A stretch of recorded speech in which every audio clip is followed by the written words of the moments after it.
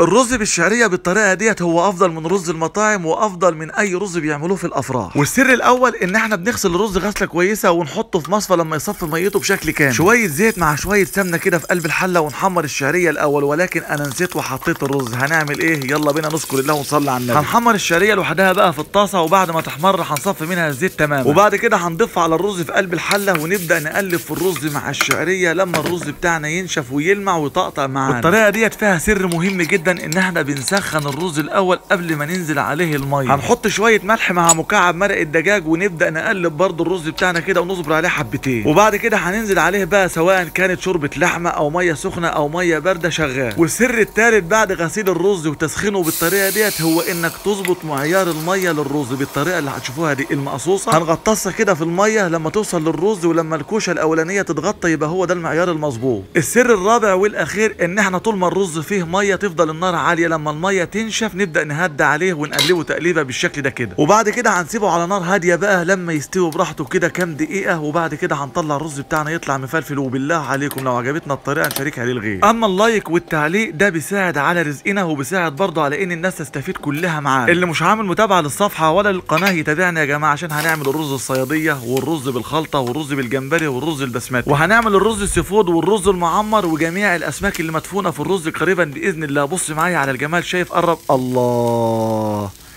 يا سلام على الجمال. اشوفكم على خير، دمتم في امان الله، سلام عليكم.